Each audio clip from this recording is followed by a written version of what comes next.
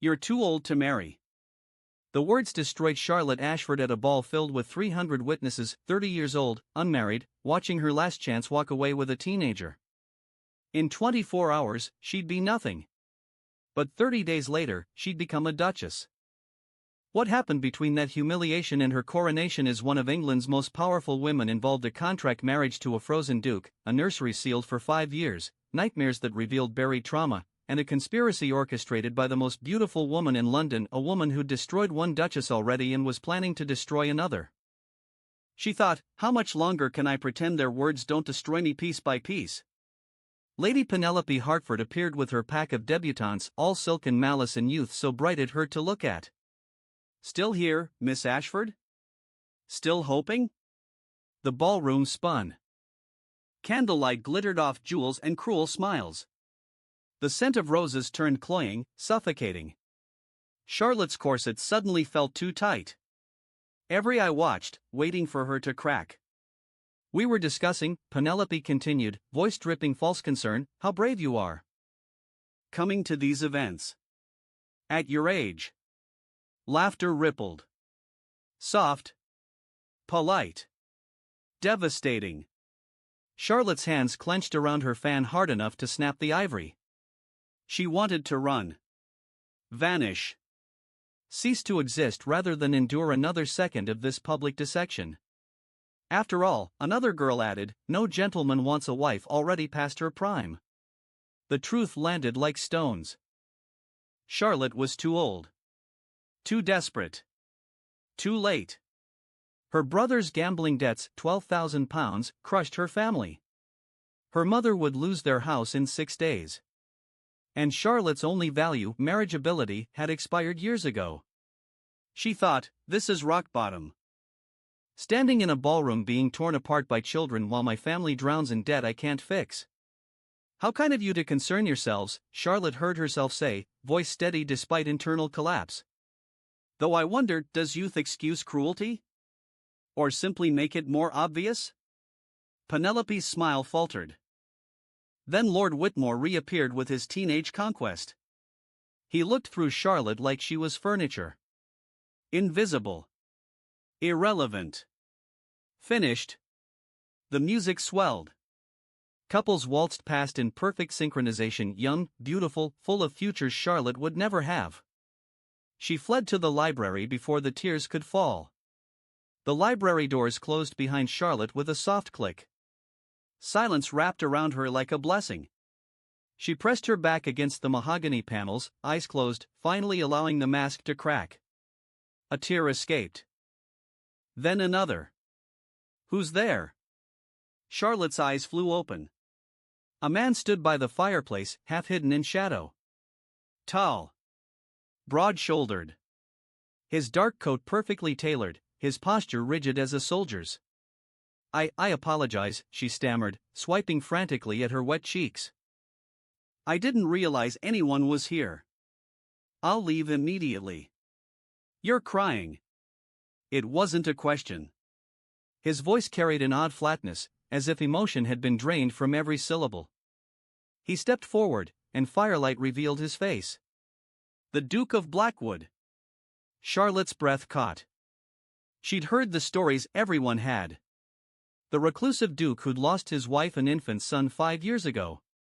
Who'd vanished from society, leaving his vast estates to run themselves.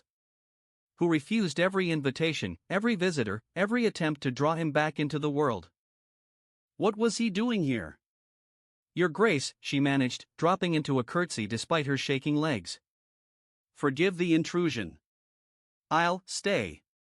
The command stopped her mid-turn. She looked up, confused. His eyes were gray. Storm cloud gray. An empty god, so empty. Like looking into windows of an abandoned house. You came to escape them, he said, moving to a side table where crystal decanters gleamed. The vultures in ball gowns. He poured amber liquid into 2 glasses.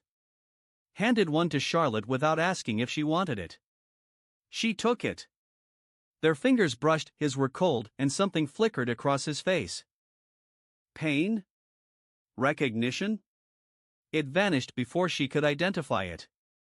They called you old, he continued, his tone still that eerie flatness. Past your prime. Desperate.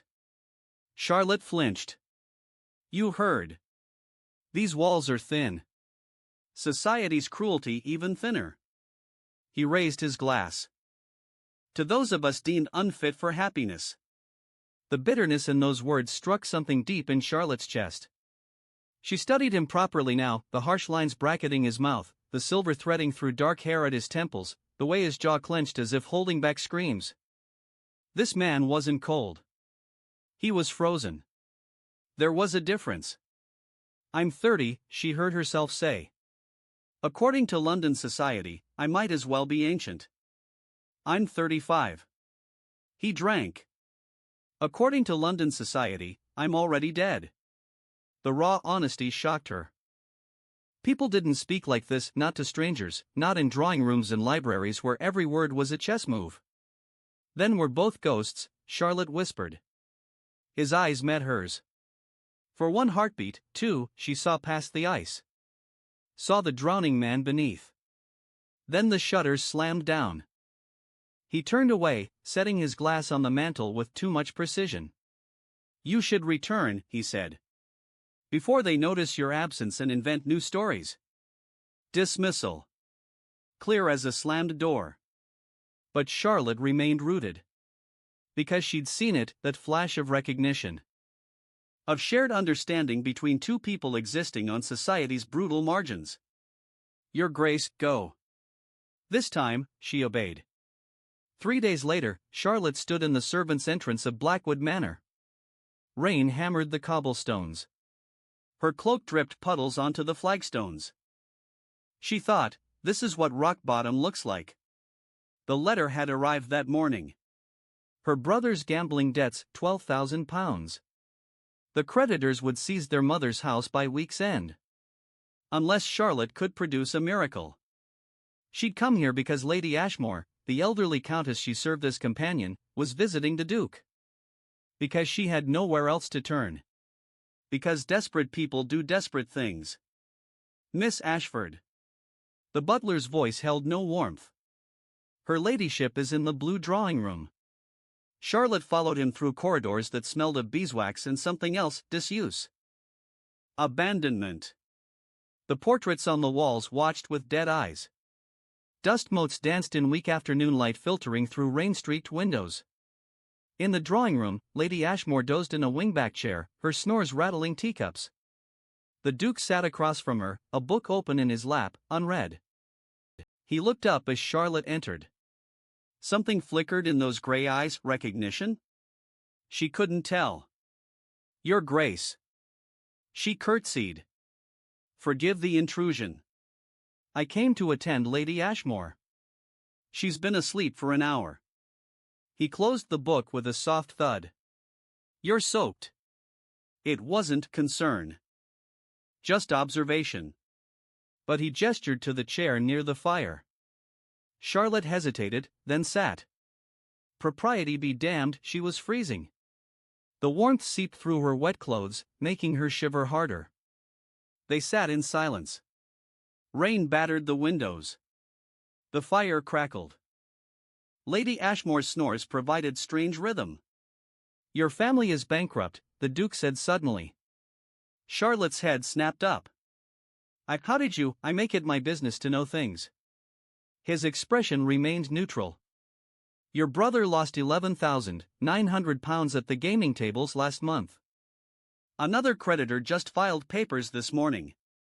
You have 6 days before they take the house. The blood drained from her face. He stated it so clinically. As if her family's destruction was weather report data. Why would you concern yourself with my affairs, Your Grace? Because I have a proposal. The word hung between them. Charlotte's heart stuttered. He leaned forward, elbows on knees, fingers steepled. The firelight carved harsh shadows across his face. I need a wife. Temporarily. To convince society I've moved past my grief and stopped the parade of fortune hunters my mother keeps throwing at me. His voice remained that eerie flat tone. You need money. Urgently. We can help each other. Charlotte couldn't breathe. You're suggesting a marriage. Contractual. 1 year. You'll receive £10,000 immediately upon signing. Another 10,000 when the year concludes and we dissolve the union quietly. He paused. Your family's debts vanish. Your mother keeps her home. You gain financial independence. And you gain what, exactly? Peace. Freedom from matchmaking schemes. An end to pitying looks. Something dark crossed his face. And perhaps proof that some contracts work better than love. The bitterness in those last words made her flinch. This is madness, she whispered. This is pragmatism. He stood, moving to the window. His reflection was ghost-like in the rain-blurred glass. You have 6 days to decide, Miss Ashford. After that, my offer expires. Why me? He turned. For the first time, she saw something almost like emotion in his eyes. Because you understand what it means to be discarded. Because you won't expect love or sentiment. Because, he stopped, jaw clenching.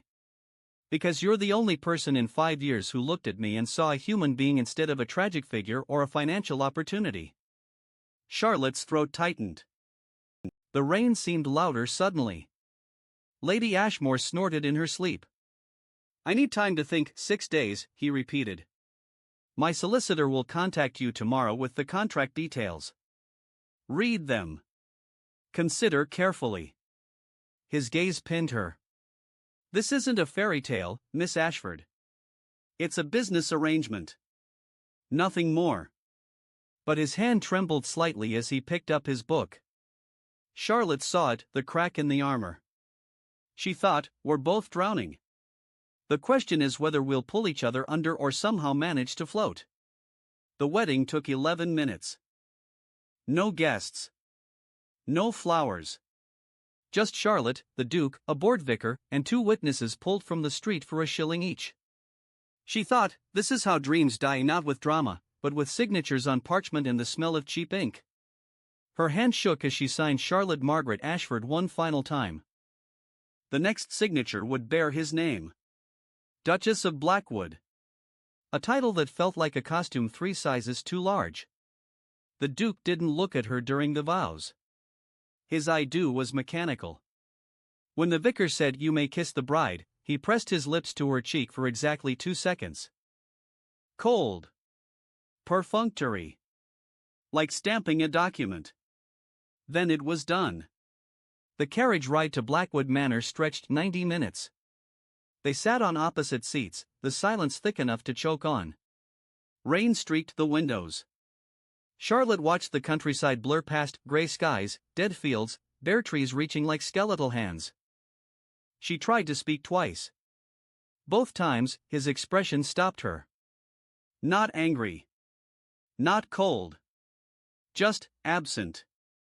As if his body sat there but his mind existed somewhere else entirely. When the manor finally appeared through the mist, Charlotte's stomach dropped. It was massive. Gothic. All sharp angles and dark stone that seemed to swallow light. Gargoyles leered from corners. Windows stared like empty eye sockets. Even the ivy crawling up the walls looked diseased. Home, the Duke said flatly. It looked like a mausoleum. The staff lined up in the entrance hall, 20 servants standing rigid as soldiers. None smiled. None met her eyes. When the Duke introduced her as the new Duchess, a ripple of something passed through them. Fear? Resentment? Charlotte couldn't identify it, but it made her skin crawl. Mrs. Hensworth, the housekeeper, was a woman of 60 with a face like granite. She curtsied minimally. Your Grace. Welcome to Blackwood Manor. The words held no warmth. Mrs. Hensworth will show you to your rooms, the Duke said. Already turning away. Already dismissing her. Dinner is at 8. Don't be late. Then he vanished down a corridor, leaving Charlotte standing alone among strangers who looked at her like she was an intruder. Mrs. Hensworth's lips pressed into a thin line. This way, Your Grace. They climbed 3 flights of stairs. The house smelled of dust and old secrets. Portraits lined the walls, generations of Blackwood ancestors with judgmental eyes. Charlotte felt their stares following her. Her rooms were in the east wing. Large. Ornate. Suffocatingly cold despite the fire burning in the grate. The Duke's chambers are in the west wing, Mrs. Hensworth said crisply. You'll find your belongings have been unpacked. Dinner will be served in the small dining room. Ring if you need anything. She turned to leave. Wait. Charlotte's voice came out smaller than intended. The 3rd floor. I noticed the servants avoided looking that direction. We don't speak of the 3rd floor, Your Grace. Mrs. Hensworth's face went carefully blank. The Duke's orders. Best you remember that. The door closed with a decisive click. Charlotte stood alone in rooms that felt like a beautiful prison. She moved to the window. The grounds stretched endlessly, overgrown gardens, a dark forest, a lake like black glass. Then she saw it. Across the corridor, through an open doorway. A portrait. Life-sized. A woman in white, young, beautiful, blonde. One hand rested on her swollen belly. She was smiling. The first Duchess. Charlotte couldn't look away. The woman in the painting seemed to stare directly at her with knowing eyes that said, "You're temporary." A replacement. Nothing more. She thought, what have I done? A clock somewhere chimed 7. 1 hour until dinner. Charlotte pressed her palm against the window. The glass was ice cold. Suddenly, the door burst open. An elderly man stumbled in. Garriston, the ancient butler she'd barely noticed at the wedding. He looked flustered, clutching a tea tray that rattled ominously. Your Grace. My apologies. Mrs. Hensworth said the Duchess requested. Oh. He blinked at Charlotte. You're not Lady Victoria. Charlotte's eyebrows rose. Lady Victoria? Garriston's face went crimson. Forgive me. Old eyes.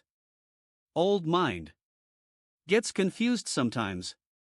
He set down the tray with shaking hands. You're the new Duchess. Of course. Welcome to Blackwood Manor, Your Grace. Despite everything, Charlotte's lips twitched. Thank you, Garriston. Though I'm curious, who is Lady Victoria? Nobody important, he said quickly. Too quickly. Just ghosts. This house is full of them. He shuffled out, muttering to himself. Charlotte looked at the tea tray. 2 cups. As if Garriston had expected someone else entirely. She thought, even the servants haven't accepted I'm real. Charlotte didn't sleep that first night.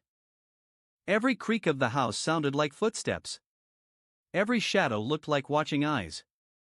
At 3 a.m, she gave up, wrapped herself in a robe, and left her rooms. The corridors were too quiet. A single candle lit her way. The portrait seemed more menacing in darkness, all those dead Blackwoods judging the interloper who'd bought her way into their bloodline. She found herself on the 3rd floor before realizing it. The forbidden floor. Charlotte froze at the top of the stairs. A long hallway stretched before her, doors closed like secrets. Dust lay thick on everything. Nobody had cleaned here in years. The air tasted stale and used. She should turn back. The Duke's orders were clear. But something pulled her forward. 1 step.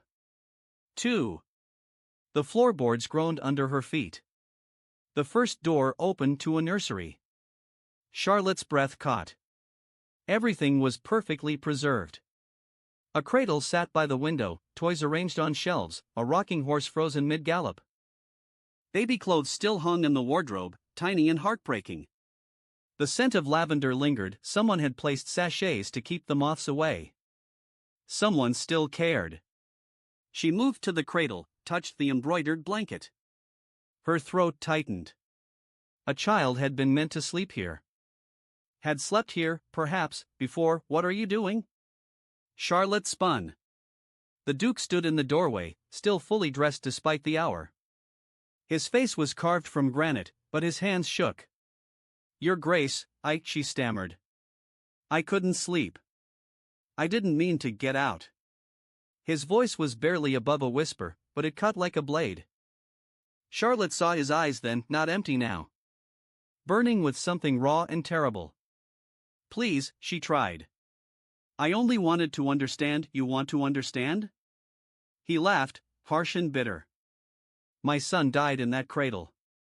3 months old. Fever took him in one night.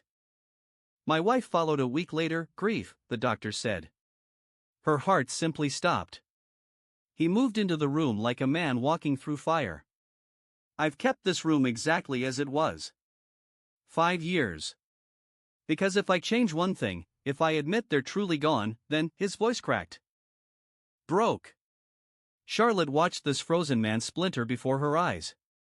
She thought, we're taught that grief has stages, neat and orderly. But nobody mentions it can freeze you mid-step and leave you trapped forever. I'm sorry, she whispered. I'm so sorry. Sorry? His eyes found hers. You're here because of a contract, Your Grace. Not because you care. Not because you want to help me heal. You're here for money. He picked up a small wooden rattle from the cradle. His fingers closed around it. Don't pretend this is anything else. The words should have hurt. Should have made her angry. Instead, Charlotte saw the truth beneath them, a man so terrified of feeling anything that he attacked first. You're right, she said quietly. I am here for money. I won't lie about that. She paused. But that doesn't mean I can't also care that you're suffering. He stared at her. For a long moment, neither moved. Then footsteps echoed from the stairs. Both turned. Garriston appeared, the elderly butler. He took in the scene with rheumy eyes that had seen everything. Your Grace, he said to the Duke, his voice gentle. Perhaps you should rest. And perhaps the Duchess should hear the full story. From someone who was there. The Duke's jaw clenched. Garriston, it's time, Your Grace. 5 years of silence hasn't helped. Perhaps truth will. Something passed between them. A battle of wills. Finally, the Duke's shoulders sagged. Tell her, then. He set down the rattle with infinite care. Tell her everything. So she understands exactly what kind of man she's bound herself to. He walked past Charlotte without another glance, his footsteps fading down the corridor. Garriston waited until silence returned. Then he gestured to the rocking chair. Sit, Your Grace. This will take some time. Charlotte sat. The chair creaked beneath her. The first Duchess, Garriston began, wasn't what she seemed. Garriston lowered himself into the chair opposite Charlotte, his joints creaking like the old house itself. The candle flame danced between them, casting shifting shadows across his weathered face. Lady Victoria Thornbury, he began, was the season's diamond. Beautiful. Charming. Every gentleman wanted her. She chose His Grace because he was young, wealthy, and desperately in love. Charlotte leaned forward. What happened? She was already with child. Not his. The words hung in the dusty air. Charlotte's hand flew to her mouth. His Grace didn't know. Nobody did, except Lady Victoria and her lover Lord Ashton, a married man who'd promised to leave his wife but never would. Garriston's voice was steady, matter-of-fact, as if recounting a tragedy made it easier to bear. She needed a husband quickly. His Grace was convenient. Besotted. Blind. The child was born 7 months after the wedding. His Grace convinced himself it was premature. He loved that boy. Loved him with everything he had. The old butler's eyes grew distant. When the fever came, he didn't leave the nursery for 3 days. Held his son until the end. Then Lady Victoria confessed everything, the affair, the deception, all of it. Said she couldn't live with the guilt anymore. Charlotte thought, some truths destroy faster than lies ever could. She took laudanum that night. Too much. Whether it was accident or intent, we'll never know. Garriston paused. His Grace found her in the morning. And something in him died too. The rain started again, pattering against windows like ghostly fingers. Charlotte shivered despite the fire's warmth. He blames himself, she whispered. For being naive enough to believe in love? Yes. Garriston's gaze fixed on her. That's why he proposed this arrangement to you, Your Grace. No love. No expectations. Just a contract that can't betray him because it promises nothing but terms. Understanding crashed over Charlotte like a wave. The coldness wasn't cruelty, it was armor. Self-preservation wrapped in ice. Does he know you're telling me this? He ordered it, didn't he? Though he'll pretend tomorrow that he didn't. A ghost of a smile touched Garriston's lips. 5 years I've watched him exist rather than live. Perhaps you'll be different from the others. What others? The women his mother sends. The fortune hunters who see a wounded duke and smell opportunity. He stood, joints protesting. But you're here out of necessity, not greed. That makes you dangerous in a different way. Dangerous? Real. And reality is what terrifies him most. Garriston left her there in the nursery, surrounded by ghosts and the scent of old lavender. 4 days passed. Charlotte and the Duke existed like planets in separate orbits, meals taken in silence, corridors navigated to avoid crossing paths, entire conversations conducted through servants. She thought, we're married but living like strangers. No strangers would at least acknowledge each other. But on the 5th night, she woke to screaming. Charlotte bolted upright, heart hammering. The sound came from the West Wing, raw, agonized, barely human. She grabbed her robe and ran. His chamber door was unlocked. She burst through. The Duke thrashed in his bed, still asleep, trapped in nightmare's grip. Sweat soaked through his nightshirt. His hands clawed at invisible enemies. No, please, he's burning, can't breathe. Victoria, white Charlotte's training as a companion kicked in. She'd soothed Lady Ashmore through night terrors dozens of times. She moved to the bedside, touched his shoulder gently. Your Grace. Wake up. You're dreaming. His hand shot out, catching her wrist. His eyes flew open, wild, unseeing. For a heartbeat, he didn't recognize her. Then awareness flooded back. He released her as if burned, scrambling backward against the headboard. What are you doing here? His voice was hoarse, wrecked. You were screaming. Charlotte's wrist throbbed where he'd grabbed her, but she kept her voice calm. The whole house must have heard. He looked away, chest heaving. In the moonlight streaming through windows, she saw him fully for the first time, not the Duke, not the title, but a man. Vulnerable. Shattered. Real. Leave, he managed. No. His head snapped toward her. I heard what you said. Charlotte sat on the edge of his bed, ignoring every rule of propriety. And I'm not leaving. This isn't part of our arrangement, he said, but his voice lacked conviction. His hands still trembled. Charlotte could see the pulse hammering in his throat. Our arrangement didn't specify that I must watch you suffer alone. She reached for the water carafe on his nightstand, poured a glass with steady hands though her own heart raced. Drink. He took it. Their fingers brushed again, his were ice cold despite the sweat. He drank like a man dying of thirst. How often? She asked quietly. The nightmares? He set down the glass. Every night. Sometimes twice. A bitter laugh escaped. Another thing the contract didn't mention. You married a madman who can't sleep without seeing his son's face. Charlotte's throat tightened. She thought, how does a person carry that weight? How does anyone survive loving something so completely that losing it breaks them forever? You're not mad, she said. You're grieving. 5 years, Your Grace.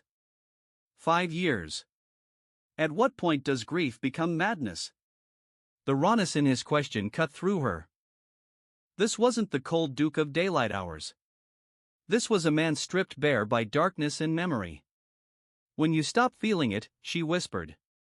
You're still alive because it still hurts. That's not madness. That's love refusing to die. His eyes found hers. Something shifted in them, surprise? Recognition? The walls cracking just slightly? You should fear me, he said. I grabbed you. I could have hurt you. But you didn't. Charlotte showed him her wrist. Already, the red marks were fading. You were dreaming. There's a difference. Thunder rumbled outside. The storm was building again. Rain would come soon, she could smell it in the air, that electric scent of water about to fall. The Duke leaned back against the headboard, exhaustion written in every line of his body. For the first time since their wedding, he looked his age. Mortal. Human. Why are you being kind? The question sounded almost childlike. We barely know each other. I've given you no reason to care. Maybe that's exactly why. Charlotte surprised herself with the honesty. We expect nothing from each other. No pretense. No performance. Just two people who understand what it means to be discarded by the world. Silence settled between them. But it felt different now, not uncomfortable, but contemplative. Outside, the first drops of rain hit the windows. Tell me about the dream, she said softly. No. Please. He closed his eyes. His jaw worked. For a long moment, Charlotte thought he'd refuse again. Then he spoke. I'm in the nursery. Thomas is crying, that's my son's name. Was. His name was Thomas. His voice cracked on the name. I try to reach him, but the room keeps getting longer. The cradle moves farther away. I run and run but never get closer. And he's burning with fever, screaming for me, and I can't. He stopped. Couldn't continue. Charlotte did something that surprised them both. She reached out and took his hand. Just held it. No words. No platitudes. Just presence. His fingers closed around hers. Desperate. Drowning man desperate. They sat like that while the storm broke outside. Rain lashed the windows. Thunder shook the house. And somewhere in that darkness, something shifted between the Duke and his contract wife. Stay, he whispered. Just tonight. I can't, I don't want to be alone. Every rule of propriety screamed no. They were married in name only. Separate bedrooms. No expectations. The contract was clear. But Charlotte heard the plea beneath the words. Not desire. Not impropriety. Just desperate human need for another presence in the dark. I'll stay, she said. She moved to the chair by the window, preparing to settle in for a long night of watching over him. Not there. His voice stopped her. Here. Please. He shifted over in the massive bed, leaving space. Charlotte's heart hammered. This was dangerous. Not physically, she knew instinctively he wouldn't touch her, but emotionally. This was intimacy of a different kind. The kind that built connections stronger than mere physical desire. She thought, if I do this, everything changes. The careful distance we've maintained will crumble. And then what? But she saw his face vulnerable, broken, asking for something he'd probably never asked for in 5 years. Charlotte climbed into the bed, staying carefully on her side. The sheets smelled of sandalwood and something uniquely him. She lay rigid, staring at the ceiling, hyper-aware of his presence mere inches away. Thank you, he whispered. Minutes passed. The storm raged. Gradually, his breathing evened out, deepening toward sleep. Just before he drifted off, he murmured something that made Charlotte's breath catch. "You smell like roses." Victoria hated roses. Then sleep claimed him. Charlotte lay awake until dawn, her heart racing, wondering what line they'd just crossed and whether there would be any going back. Morning came too quickly. Charlotte woke to find herself alone in the Duke's bed, the sheets beside her cold. For a moment, she wondered if the night had been a dream until she saw the indent in the pillow where his head had rested. He was gone. She returned to her rooms, heart hammering with questions. What did last night mean? Would he acknowledge it? Or would the walls slam back up, higher than before? Her answer came at breakfast. The Duke sat at the head of the table, reading correspondence with that familiar blank expression. He didn't look up when she entered. Didn't acknowledge her presence at all. Charlotte sat. Poured tea with hands that wanted to shake. The silence stretched like taffy. "Good morning, Your Grace," she tried. The post came. He set down one letter, picked up another. "My mother arrives this afternoon. She's bringing guests for the weekend." Her teacup rattled against the saucer. Guests? Lady Victoria Pembroke among them. His tone remained neutral, but something flickered across his face. "An old acquaintance. You'll be expected to act as hostess." Charlotte thought, he's running. Last night terrified him, and now he's rebuilding the walls with other people as bricks. "I see." She kept her voice steady. "And should I know anything about Lady Victoria?" "She's charming. Beautiful. Everything a duchess should be." He stood abruptly, napkin falling to the floor. "You'll manage. You always do." Then he was gone, leaving Charlotte alone with cold eggs and the bitter taste of dismissal.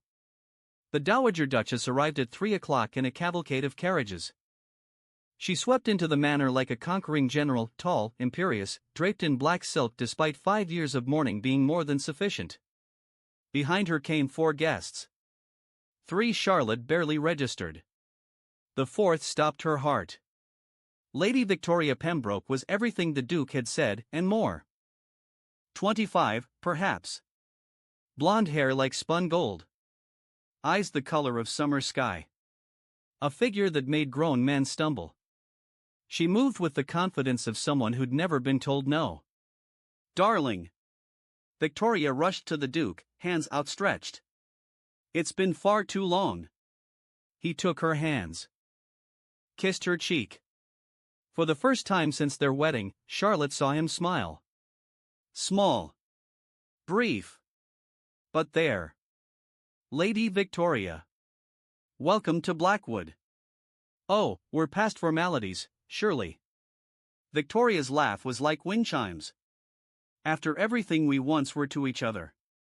The words landed like stones.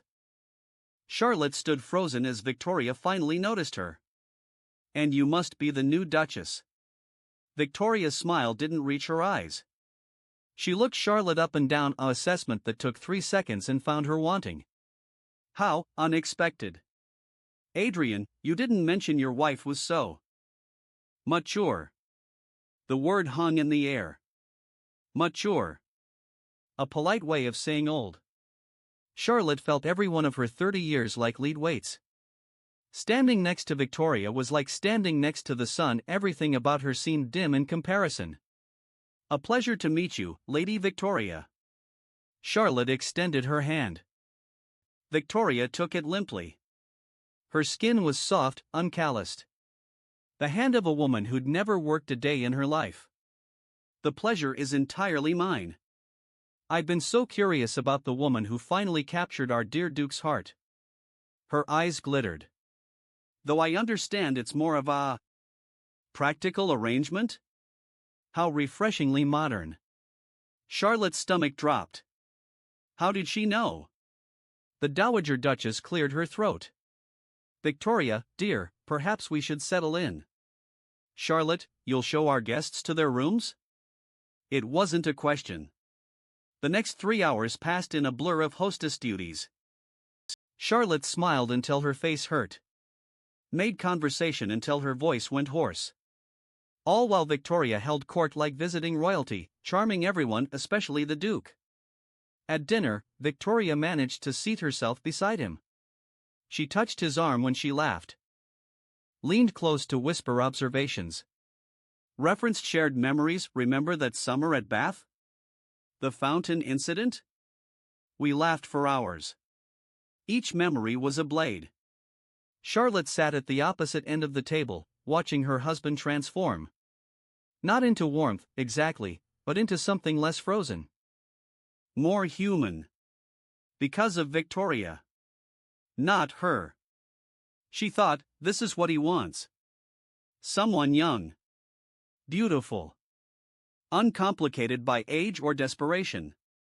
Someone who reminds him of before. After dinner, the ladies retired to the drawing room while the men took port. The Dowager Duchess wasted no time. Charlotte, dear. We must speak plainly. She settled into a chair like a judge taking the bench. This marriage was impulsive. Adrian clearly wasn't thinking straight. But Victoria has graciously agreed to help remedy the situation. Charlotte's blood ran cold. Remedy? The marriage can be annulled quietly.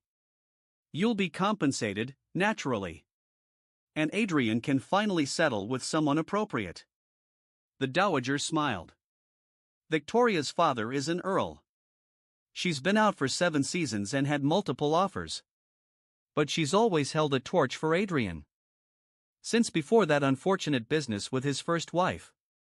Victoria's laugh tinkled across the drawing room.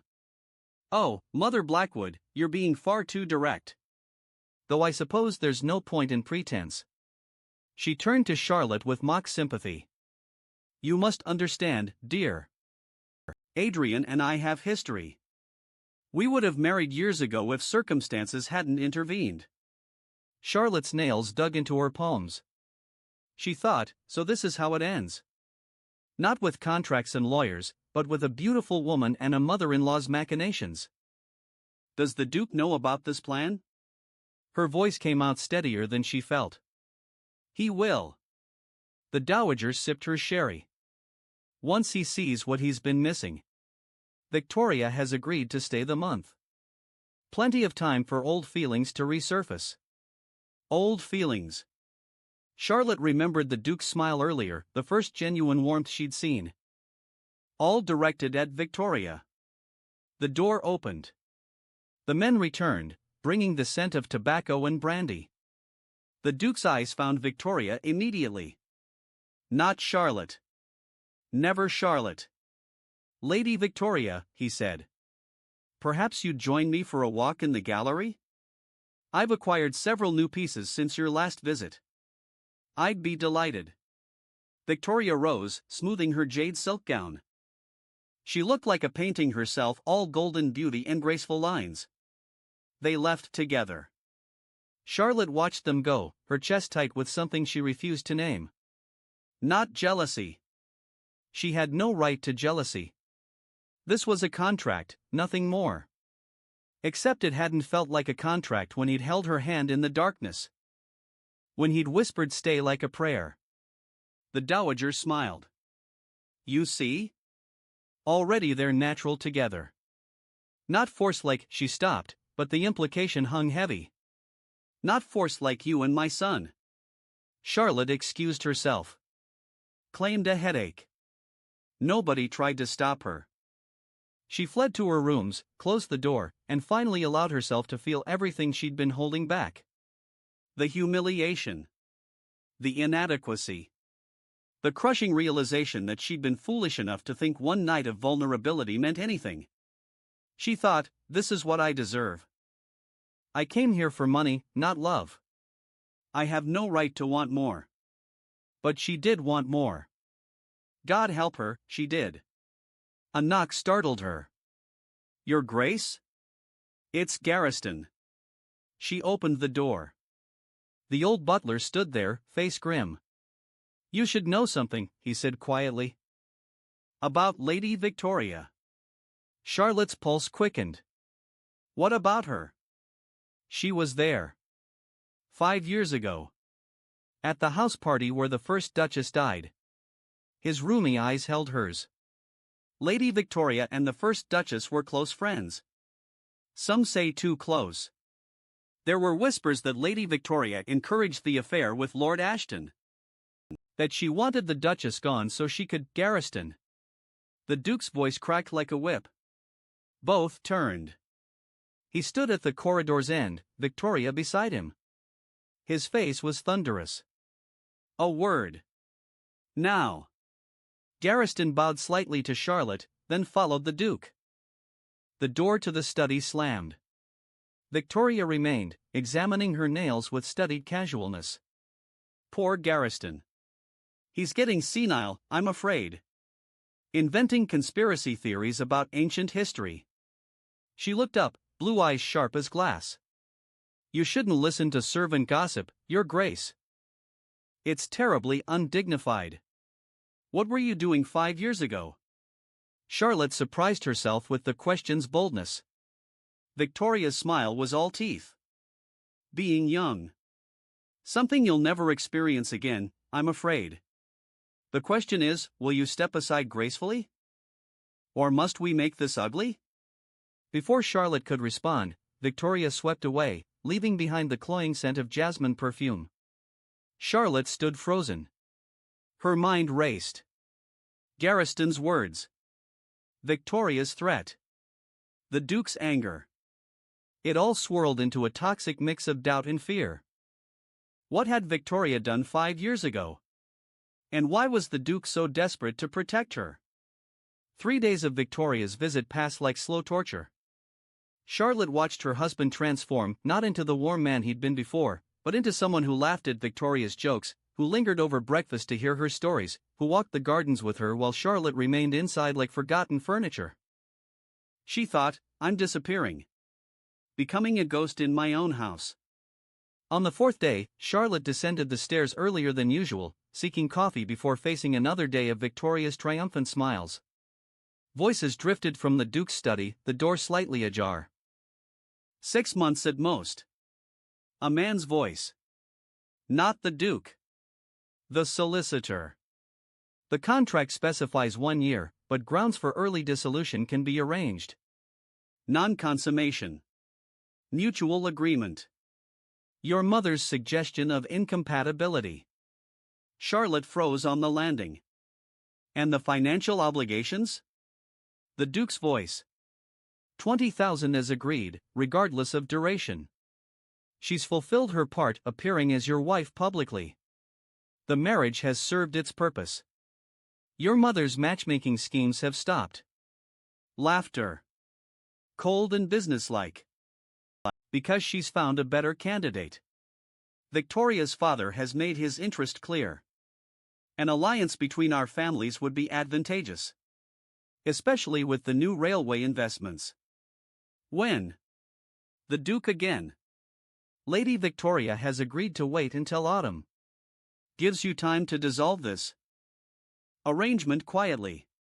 The Duchess need never know you're planning to. Charlotte's hand hit the banister. The sound echoed like a gunshot. Silence crashed in the study. She ran. Didn't think. Just ran back up the stairs, down the corridor, into her rooms. Her hands shook so violently she could barely turn the lock. A tool. That's all she'd ever been. Not even a person, just a convenient solution to an inconvenient problem. And now that Victoria had arrived with better connections and prettier face, Charlotte was disposable. 6 months. He'd planned to be rid of her in 6 months. The nightmares. The hand-holding.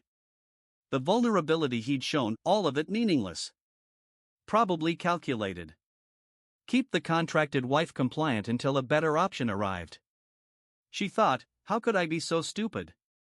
He told me from the beginning, this is business. Nothing more. And I believed one night of weakness meant something. A knock. Your Grace? Mrs. Hensworth. Are you unwell? I'm fine. Her voice cracked. She cleared her throat, tried again. Perfectly fine. I'll be down shortly. The housekeeper's footsteps retreated. Charlotte stared at her reflection in the vanity mirror. 30 years old. Plain. Convenient. Temporary. Everything they'd said she was. Her mother's letter sat on the desk, arrived yesterday, filled with gratitude. The debts were paid. Her brother had enrolled in a respectable position. The house was secure. All because Charlotte had sold herself to a man who couldn't wait to be rid of her. But she'd gotten what she needed. The money was real, even if nothing else had been. So why did it hurt so much? That evening, the Dowager announced a ball. A proper introduction of the new Duchess to society. 3 days hence. Every family of importance will attend. Victoria clapped her hands. How wonderful! Charlotte, you must be thrilled. Charlotte forced a smile. Thrilled. Under the table, her hands twisted her napkin into knots. The next 2 days blurred. Preparations consumed the house, servants polishing silver, hanging decorations, preparing guest rooms. Victoria orchestrated everything like she already owned the place. The Duke watched with that unreadable expression Charlotte had come to hate. She should leave. Pack her things and disappear before the humiliation of the ball. Before Victoria's triumph became public spectacle. But pride held her in place. Foolish, self-destructive pride that whispered, stay. Show them you're not broken. Show him he didn't destroy you. The morning of the ball, a package arrived. Charlotte opened it in her rooms. Inside, a dress. Emerald silk that shimmered like water. More expensive than anything she'd ever owned. A note in the Duke's handwriting, for tonight. As she stared at the dress. Was this guilt? Or just ensuring his contract wife looked presentable for the final performance before disposal? It didn't matter. She'd wear it. Play her part one last time. Then she'd leave with whatever dignity remained. Evening came. Charlotte dressed with mechanical precision. The emerald silk fit perfectly, he'd somehow known her measurements. Her dark hair was pinned elegantly. In the mirror, she looked like someone who belonged in a duke's house. The illusion almost made her laugh. Downstairs, the ballroom blazed with light. 300 guests filled the space, all of London society come to inspect the Duke's mysterious new wife and whisper about the beautiful Lady Victoria's convenient presence. Charlotte descended the grand staircase alone. The conversations died like candles snuffed out. Every eye turned to her. She thought, let them stare. Let them judge. I've survived worse than their opinions. The Duke stood at the ballroom's center, Victoria beside him in powder blue silk that made her look like spun sugar. They made a perfect picture, golden beauty and dark aristocracy. His eyes found Charlotte's. Something flickered across his face, surprise? Regret? It vanished before she could identify it. She lifted her chin. Kept walking. Each step echoed in the sudden silence. Then chaos erupted. Victoria's voice cut through the room like broken glass. How dare you? Charlotte stopped. Victoria was staring at her with undisguised fury. That dress, Victoria hissed, loud enough for everyone to hear. That's the dress Adrian commissioned for me. For tonight. And you stole it. Gasps rippled through the crowd. Charlotte's blood ran cold. The Duke's face went white. Victoria, that's not, don't defend her. Victoria's eyes gleamed with theatrical tears. She's been threatened by me from the start. Stealing my dress is just another desperate attempt to enough. The Duke's voice cracked like a whip. The ballroom froze. He moved toward Charlotte with deliberate steps. Took her hand. Faced the crowd. The dress was commissioned for my wife. The Duchess of Blackwood. Not for Lady Victoria. His voice carried to every corner. And if anyone who questions that again, they'll answer to me. Victoria's face twisted with rage and humiliation. You're choosing her? This desperate old, careful. The Duke's tone dropped to deadly quiet. You're speaking about my wife. And I've tolerated quite enough. He turned to the crowd. What he said next would either destroy them or save them. Ladies and gentlemen. The Duke's voice commanded absolute silence. I owe you an explanation. And someone here an apology far greater than words can express. Charlotte's heart hammered. What was he doing? 5 years ago, I believed I'd lost everything. My son. My wife. My ability to trust or love or be human. He paused, still holding Charlotte's hand. I built walls so high nothing could reach me. When my mother demanded I remarry, I chose the coldest possible arrangement, a contract with a woman I thought would ask nothing of me. The ballroom held its breath. I chose Charlotte Ashford because society had deemed her worthless. Too old. Too desperate. Too grateful to expect real consideration. His voice roughened. I was wrong. Cruelly, inexcusably wrong. Charlotte tried to pull her hand away, but he held firm. This woman gave me something I didn't deserve. Humanity. She sat with me through nightmares. Held my hand when I was drowning. Asked for nothing while giving everything. He turned to face her directly. And I repaid her by planning to discard her the moment someone younger and prettier arrived. Gasps erupted. Charlotte's eyes widened. He'd heard her on the stairs. Your Grace, this isn't necessary, she whispered. It's completely necessary. He raised his voice again. Because Lady Victoria has spent 3 days poisoning this house with lies. And it's time for truth. Victoria's face went pale. Adrian, you were there 5 years ago. At the house party where my first wife died. His eyes burned. You knew about her affair with Lord Ashton. You encouraged it. Arranged their meetings. Whispered that I was cold and distant and would never truly love her. The crowd erupted in shocked murmurs. You destroyed my marriage from inside because you wanted me for yourself. And when Victoria, my first wife, confessed everything and took her own life, you disappeared. Convenient timing. His voice was ice. Until now. Until my mother invited you back to finish what you started. Victoria's mask shattered completely. She was weak. She had everything and threw it away on guilt and sentiment. Tears streamed down her perfect face. I would have been perfect for you. I still could be. But you're choosing this ordinary woman over me? Yes. The Duke's answer was immediate. Because Charlotte is real. Flawed. Honest about her desperation and her needs. She never pretended to be perfect. Never manipulated or schemed. He squeezed Charlotte's hand. She simply saw a broken man and chose kindness. Charlotte thought, this is real. This is happening. He's destroying his mother's plans, society's expectations, everything comfortable for me. I heard you this morning, the Duke continued, addressing Charlotte directly now. On the stairs. Heard you learn about my plans to dissolve the marriage. His voice cracked. And I saw your face break. That's when I finally understood I'd become the very thing I feared. A liar. A manipulator. Someone who uses people and discards them. You were protecting yourself, Charlotte whispered. I was being a coward. He raised her hand to his lips, kissed it. Forgive me. Please. I don't deserve it, but Adrian.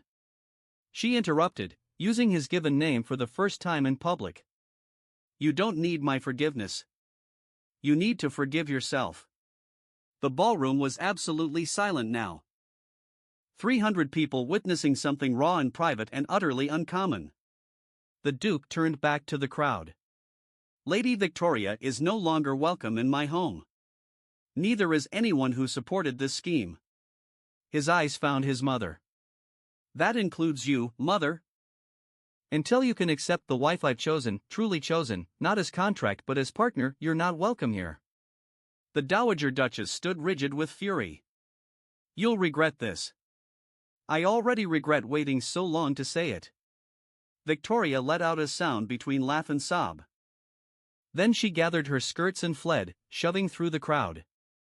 The ballroom doors slammed behind her. Chaos erupted. Guests talking over each other, the scandal spreading like wildfire. Charlotte stood frozen, the emerald silk suddenly feeling too tight. I need air, she managed. I can't go. The Duke's eyes held hers. I'll handle this. But Charlotte, he stopped her with a hand on her arm, this isn't goodbye. It's the opposite. I'm coming for you. As soon as I finish here, I'm coming to tell you everything I should have said from the beginning. She ran. Through the ballroom doors, down the corridor, out into the night. Rain had started cold, cleansing, soaking through the expensive silk within seconds. Her feet carried her without conscious thought. Through the woods, past the crumbling stone wall, to the tiny abandoned church where they'd married. The church where everything had started. Charlotte stumbled inside, collapsing onto a ruined pew. The rain still found her through gaps in the roof. She shook with cold and shock and something that felt like hope but terrified her too much to name. He'd chosen her. Publicly. Irrevocably. Burned every bridge for her. But could she trust it? Could she trust him? Could she trust herself not to break when this terrifying, overwhelming thing inevitably hurt her? Charlotte. His voice cut through the storm. She looked up. The Duke stood in the doorway, soaked through, chest heaving. You followed me, she whispered. I'll always follow you. He stepped inside, rain streaming off him. I should have said it in the ballroom. Should have said it that first night. Should have said it every moment since. Said what? That I love you. The words hung in the ruined church like prayer. Charlotte couldn't breathe.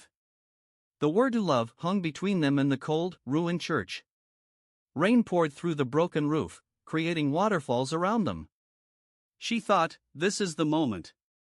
The terrifying, beautiful, impossible moment where everything changes forever. You don't love me, she heard herself say. You can't.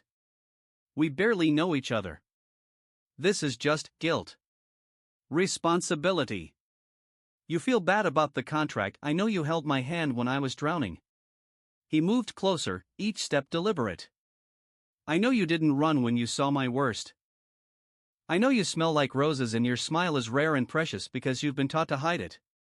His voice roughened. I know you're the bravest person I've ever met because you came to me asking for help when pride would have let you starve. Charlotte stood on shaking legs. Water dripped from her hair, the ruined emerald dress clinging to her skin. I'm not brave. I'm terrified. Of this. Of you. Of what you did tonight. Good. I'm terrified too. Another step. They were mere feet apart now. I'm terrified I've destroyed any chance I had. That the contract wife I took for granted will walk away before I can show her, show me what? That I can be the husband you deserve. Not the frozen ghost you married. A real man.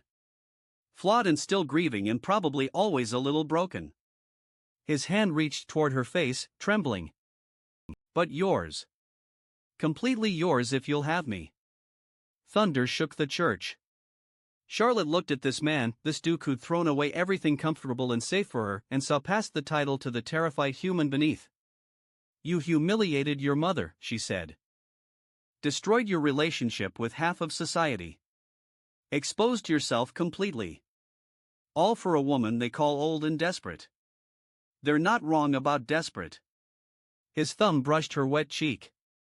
I'm desperate for you to stay. To give me a chance to prove this isn't guilt or obligation or some noble gesture. That somewhere between the nightmares and the silence and that night you stayed with me, I fell completely, irrevocably in love with you. Charlotte's breath hitched. She thought, how did we get here? From cold contracts to this raw, impossible thing? I don't know how to do this, she whispered. I've spent 30 years being told I'm not enough. Not young enough. Not pretty enough. Not anything enough. And now you're standing here saying that they were all blind. Idiots. Fools who couldn't see what was right in front of them. His other hand cupped her face. You want to know what I see? A woman who sacrificed her pride to save her family. Who sat with a broken man and didn't demand he fix himself first. Who gave kindness when she had every right to withhold it. I was paid to be your wife. Money doesn't buy what you gave me. Hope.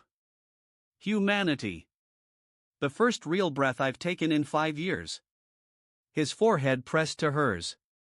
I'm not good at this. At feelings. At words that matter. But Charlotte, I need you to know that when I wake from nightmares now, I'm not reaching for Victoria's ghost. I'm reaching for you. Always you.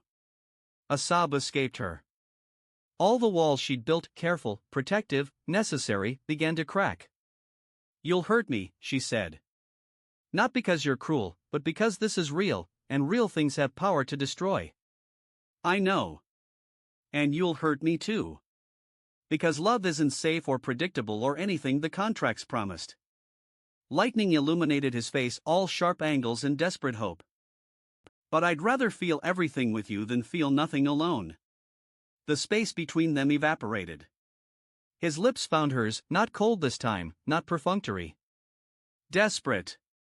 Searching. A question asked and answered without words. Charlotte kissed him back, tasting rain and salt and 5 years of grief finally breaking open. His arms wrapped around her, crushing the wet silk. She thought she might shatter from the intensity, this feeling too big for her body to contain. When they finally broke apart, both gasping, he whispered against her lips, say it. Please. Even if you're terrified. Even if you're not sure. Just say something. Charlotte looked at his face, all the vulnerability he'd hidden for so long, laid bare. At the hands that had held hers through darkness. At the man who'd thrown away everything comfortable for a chance at something real. I love you. The words rushed out. I love your nightmares and your silences and the way you look at me like I'm not ordinary. I love that you're still broken because it means you're real. Her voice cracked. And I'm terrified because loving you feels like standing on a cliff edge in a storm. Then we jumped together. His thumb traced her jaw. No more contracts. No more walls. Just us. Messy and imperfect and absolutely terrifying. He kissed her again, slower this time, thorough, like he was memorizing every detail. The rain poured around them, turning the ruined church into something almost sacred. When they finally pulled apart, Charlotte laughed, broken and beautiful. We're completely soaked. Your guests are probably scandalized. Your mother will never forgive you. And we're standing in an abandoned church kissing like desperate fools. Best night of my life, he said seriously. She laughed harder. He joined her. And somewhere in that laughter, the last of the ice melted completely. Take me home, Charlotte whispered. Our home. Not the contract house. The real one. Always. He took her hand. Though fair warning, we'll have to face 300 scandalized guests and possibly my furious mother on the way. Together? Always together. They walked out of the ruined church into the storm, hand in hand, both soaked and shivering and utterly transformed. Behind them, the church stood empty again. But it no longer felt abandoned. It felt like the place where two broken people had finally found the courage to be whole. 2 weeks after the storm, Charlotte prepared for Lady Pemberton's ball with shaking hands. This would be her first public appearance since the scandal. Since Adrian had destroyed his mother's plans and chosen her over propriety. Since all of London learned the cold Duke had fallen in love with his contract wife. She thought, they'll either accept me or tear me apart. Either way, I'll face them standing tall. The burgundy gown she'd chosen felt like armor. Deep wine-red silk that made her look regal rather than desperate. Adrian appeared in the doorway, already dressed in formal black, and his breath caught. "You're magnificent," he said simply. "I'm terrified." "Even better. Courage isn't absence of fear, it's moving forward despite it." He crossed to her, took her hands. "Whatever happens tonight, we face it together." The carriage ride to Lady Pemberton's stretched eternal. When they were announced His Grace the Duke of Blackwood and Her Grace the Duchess of Blackwood, every conversation stopped. They descended into scrutiny. Then Lord Hartley materialized with theatrical flourish. "Finally! Someone interesting. Your Graces, you've made this season infinitely less tedious." Charlotte smiled genuinely. "Always kind, Lord Hartley. Merely honest. You're the most fascinating woman here." He winked. "Unlike certain blonde disasters we needn't mention." Adrian choked on suppressed laughter. More people approached, some warm, others calculating which side held advantage. Charlotte navigated with grace, feeling Adrian's solid presence beside her. Then Lady Penelope Hartford appeared, face pale. "Your Grace. I must apologize for what I said months ago. About your age. It was cruel and you've grown since then," Charlotte interrupted gently. Apology accepted. Penelope's relief was palpable. She started to thank her, the ballroom doors slammed open. Victoria Pembroke stood framed in the entrance, gaunt, wild-eyed, wearing a traveling dress covered in road dust. Her blonde hair hung disheveled. She looked like a beautiful ghost returned to haunt them. The room froze. "He never loved you," Victoria's voice shattered the silence. She walked forward, guests parting automatically. "Adrian. Tell her the truth, you loved me first." "Always. She's just convenient. A warm body because you couldn't have me." Charlotte's stomach dropped.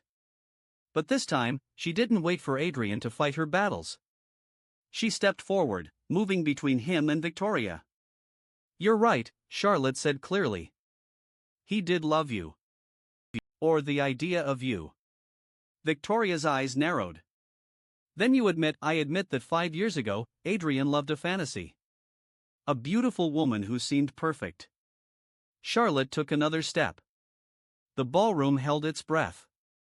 "But fantasies shatter. And when yours did, you ran. Left him drowning in grief while you plotted your return. I was young, you were cruel." Charlotte's voice hardened. "You encouraged his first wife's affair. Destroyed their marriage from inside because you wanted the title, the fortune, the prestige. You never wanted him, the real man with nightmares and grief. You wanted the Duke." Victoria's face contorted. "And you're better? You married him for money." "Yes." Charlotte didn't flinch. "I was desperate. Honest about it. We made a contract with clear terms and no deception." She paused.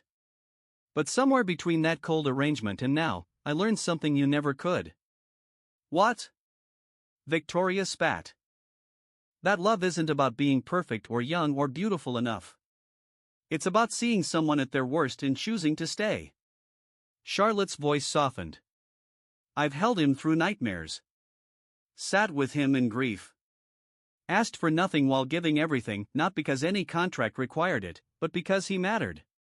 The ballroom was absolutely silent. "I'm 30 years old," Charlotte continued.